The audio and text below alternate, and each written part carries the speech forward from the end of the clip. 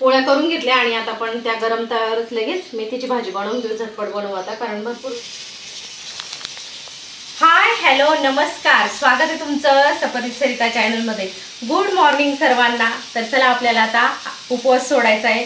काल होती एकादशी आणि एकादशीचा उपवास सोडायचा आणि देवांना नैवेद्य ठेवायचे, म्हणजे देवाऱ्याजवळ नैवेद्य ठेवू आणि मग उपवास सोडू. तर स्वयंपाकाची तयारी चाललेली. इथे वरण भाताचा कुकर चालू आहे आपला. गॅस थोडा कमी केला कारण शिट्टीचा आवाज येईल मध्ये शूटमध्ये. आणि मेथीची भाजी बनवायची आपल्याला. ही मेथी आपण बाहेर लावलेली होती, ती आणलेली आहे.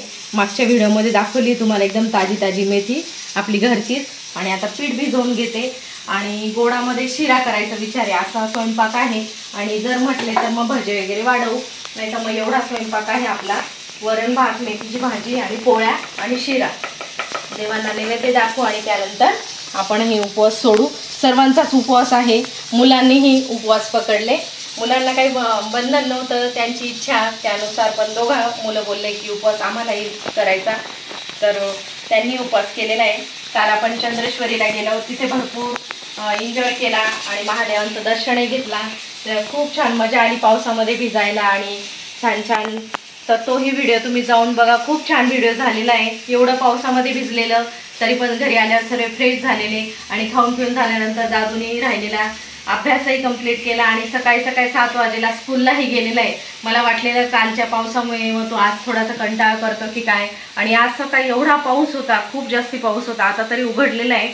सकाळी इतका जोरात पाऊस होता, शूट घ्यायला पाहिजे होतं पण त्यावेळेला काही लक्षात नाही आलेलं. कारण मी म्हणत होती खूप पाऊस येतं, थांबून घेतो का जायचं, पण तो बोललेला नको, मग अभ्यास बुडतो. आणि तो स्कूलमध्ये गेलेला आहे, तसं गुड बॉय आपला. तर चला आता मी आता पीठ भिजवून घेते आणि पुढचा स्वयंपाक कंटिन्यू करते. तर चला आपल्या आता इथं पोळ्या झालेल्या आहे. शेवटचीच पोळी आता तेवढी करून घेते, मग त्यानंतर आपल्याला त्याच तव्यावर मेथीची भाजी बनवायची आहे.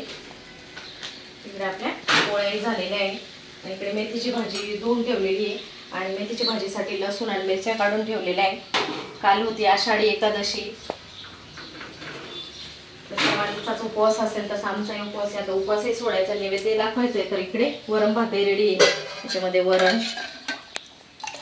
इकडे भातही रेडी आहे, इकडे शिरा आणि आपल्या इकडे पोळ्या पण रेडी झालेल्या आहे.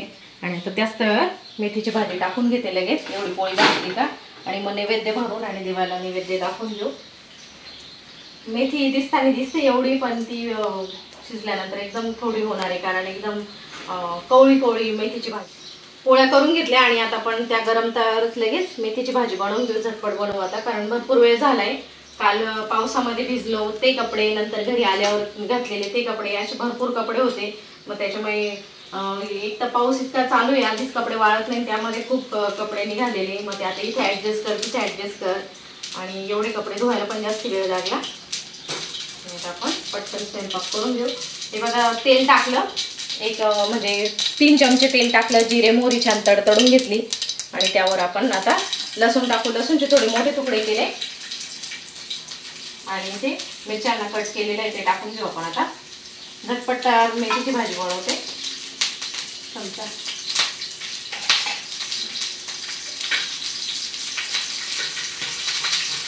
आणि मिरच्या थोड्याशा तडतड झाल्या की त्यावर आपण आता मीठ टाकून घेऊ.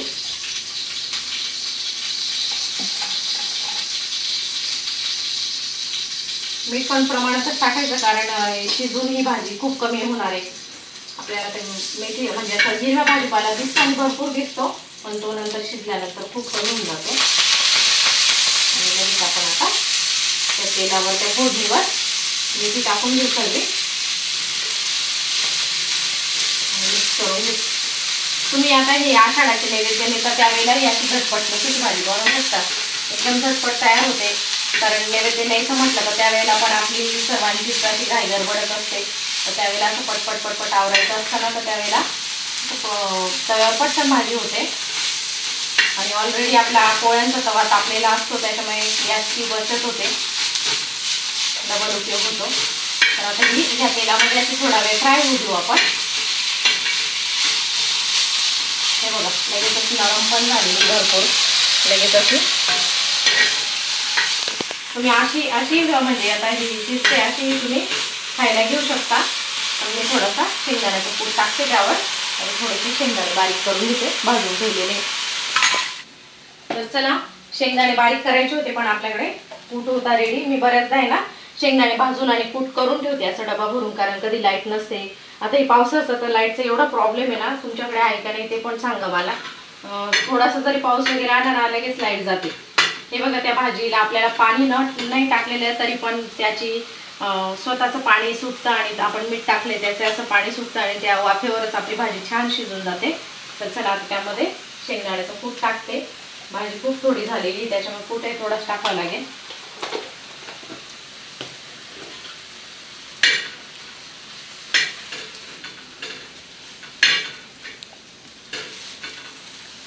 थोडासा मिक्स करून देऊ आपण आता त्याच्यामध्ये. फार छान लागते अशी भाजी. थोडी भाजी जास्त पाहिजे होती पण आपण आपली घरगुती भाजी घेतलेली आहे ना, तर ती होती तेवढीच मग बनवली. आणि आणायला जायला पण आता वेळ नव्हता, कालही बाहेर गेलेलो होतो. आणि आहे आपली खुरसणी चटणी बनवली, इतकी भारी झालेली ना खुरसणी चटणी. मी 2-3 दिवसापूर्वीच्या व्हिडिओमध्ये टाकलेली खुरसणी चटणीची रेसिपी. इतकी भारी खुरसणी चटणी झालेली, सर्वांना खूप आवडते. जेवताना सर्वच आवडीने घेत आहे, पौष्टिक पण असते ती. हे बघा, झाली तयार आपली मेथीची भाजी. एकदम म्हणजे अवघ्या 3 मिनिटामध्ये भाजी तयार होते. तर गॅस बंद करून देऊ आपण आणि आपली मेथीची भाजी झटपट अशी तयार झालेली. आणि आता लगेच नैवेद्य भरून घेते, कारण आता दादू पण येईल. जवळपास 12:15 वाजले नाही, त्याला यायला वेळ थोडासा. तोपर्यंत नैवेद्य वगैरे दाखवून घेते आणि मग नंतर जेवणही करू सोबतच. नैवेद्य दाखवून झालाय आपला. सकाळी देवपूजा केलेली होती, सर्व फुलं वगैरे अर्पण केलेले, सर्व देवपूजा निवांत झालेली होती सकाळच्या वेळेत. आणि आता फक्त नैवेद्य ठेवायचा होता. तुळशीला नैवेद्य ठेवला आणि दर्शन घेतलं आणि देवांजवळ नैवेद्य ठेवला आणि दर्शन घेतलं. आणि आपण आता उपवास सोडू शकतो, पण अजून वेळ आहे. दादू आल्यावर सोबतच जेवण करू. सोबत जेवायची सवय लागलेली आहे ना, त्याच्यामुळे मग त्याचाही उपवास आहे. त्याला पण मग टिफिनमध्ये बनवून दिले, पोहे बनवून दिले. आता त्याचा पोह्यांवर उपवास सुटेल, आता लहानच आहे तो असाही. तर चला, आता पुढचं रुटीन बघूया. घड्याळामध्ये 12:30 वाजले आणि आपला नैवेद्य दाखवून झालेला आहे. आणि आता आपण गवती चहा आणलेला आहे फ्रेश.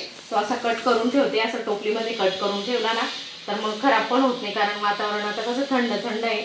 आणि ह्या दिवसामध्ये गवती चहा टाकून चहा प्यायला खूप जास्त छान वाटतं. तसं खूप चहा प्यायला नाही आवडत, पण मग जेव्हा प्यायचा तेव्हा मग मिस्टरांना तर खूपच क्वालिटी चहा लागतं. आलं, गवती चहा आणि मलाईदार दूध, जरा नाटकी थोडेसे खाण्यापिण्याच्या बाबतीमध्ये. आणि हे बघा, पावसाळ्यामध्ये कपडे टाकायची एवढी पंचायत होऊन जाते. त्यात एवढे कपडे निघालेले ते बघा, दरवाजावर टाकलेले, बाहेर जिन्यात टाकलेले. एकदा कपडे टाकायला थोडीशी अडचणच होऊन जाते. आणि फक्त जिन्यामध्ये टाकायला जागा आहे. आणि खिडकीमध्ये बॅग अडकवली बघ, कालची बॅग खिडकीमध्ये अडकवलेली. असं काहीच इकडे तिकडे आता कपडे ऍडजस्ट केले. मधल्या बेडमध्ये पण 2 दोऱ्या बांधलेल्या आहे. तिथे पण मग जे सुकलेले असले का ते तिकडे ट्रान्सफर करायचे आणि मग इकडे ओले असतील ते तिथे टाकायचे. आणि मग रात्री आपण फॅन लावतो त्यावेळेला मग सोफ्यावर इकडे तिकडे थोडेसे टाकून आणि मग रात्री मस्त कोरडे होऊन जातात. असं काहीच ऍडजस्ट करत आपल्याला ह्या दिवसांमध्ये कपड्यांची सुविधा करावी लागते. आणि नेमके असं होऊन जातं ह्याच दिवसामध्ये जास्त ओले कपडे येतात, कारण आता प्रत्येक जण बाहेर गेलं की मी येताना ओले होऊन आले की मग कपडे खराब होतात, चिखल वगैरे उडायला लागते. त्यावेळेला माझे कपडे जास्तच निघतात. पाऊस चालूच आहे. पावसाने कालपासून इतकं मनावर घेतलेले, काल पण दिवसभर नाही थांबला तर नाही थांबला आणि आज पण सकाळपासून कंटिन्यू चालू आहे. थोडा वेळपूर्वी फक्त थोडा कमी झाला होता, आता पण पाऊस चालू आहे. शाळेतले मुलं येत आहे. आपल्या दादूचं तशी स्कूल 12:20ला सुटते, पण त्यानंतर त्याचा एलिमेंटरीचा क्लास असतो, त्याच्यामुळे तो 1 वाजेला येतो. मग त्याचे पप्पा त्याला येताना घेऊन येतील.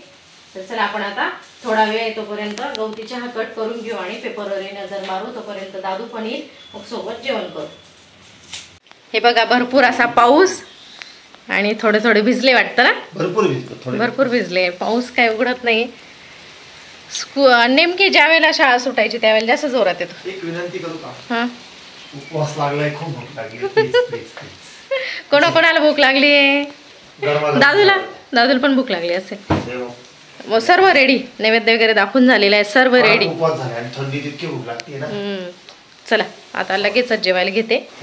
सर्व रेडी, काय टेन्शन नाही.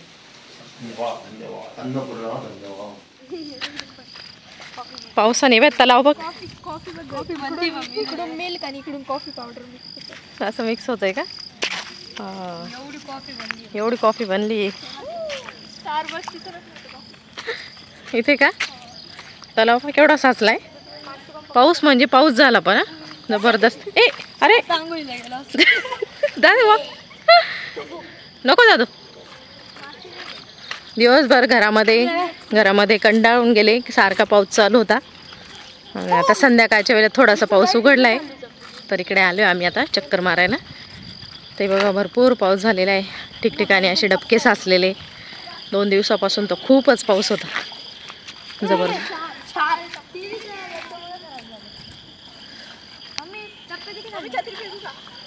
छत्री आणि मग आपल्याला पाऊस आला तर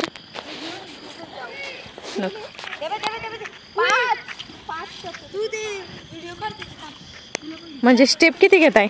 5 घेतले हायेस्ट. घे. इतकी लांब गेली 2च गेले. अरे माझा कॅमेरा कव्हर नाही झाला तेवढा याच्यात. थांब आणि कर. हां 2 3 4 5. अरे वा. पण ते ना जास्त दुसरी टप्पीला लांब पडते. याची चप्पल गेली बघ.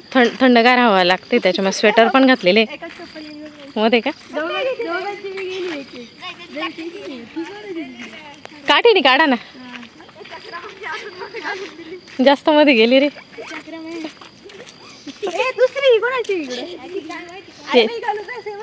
ब्लॅक नाही ग त्याची जोडी असेल ना. दुसरी त्याच्या हातात. त्या बाजूने करा. अरे ती काठी आणा देवा. हा हा काठी आणा नोडती. त्याला पण हे असतील बरं का खिळे. हळू हळू हळू हळू जरा. चप्पल गेली बघा इथे मध्ये. हळूच टाक. ए दादू अजून मध्ये जाते नको. काठी नेल पाहिजे. हळू बरं का त्या चपलीच्या नादी जसं मागे मागे मागे उभं राह थोडं दादू. प्रतीक थांब रे. टाक मग. घे नाही तो पुरवत तू घे. त्याला झेपते का नाही. दे दीदीकडे दे. ए तू थांब पहिलवान. तू थांब ना दीदीकडे दे. अरे हात गेला पुरा गेला. चप्पल मध्ये कस काय गेली रे. ए पुरव पुढे पाय नको पुरवड. पुरवा पाय जाईल पुरवा. लोटून आण तिकडे. हा चालेल. थांब ते पाणी आपण डायरेक्ट बोगडी बनवू. फक्त पाणी आणू. बाबू ए थांब बरं का ते याच्यावरून ढसळला तर पुढे पडून जाशील. पाणी आलं घेतो बांबू लाटा बनव. लाटा आल्या लाटा. त्यांची मिडलला झाडात आता नीट तिला नीट जाते ना. पाणी जाऊ फक्त खाल्ले गेली बाई नाही तर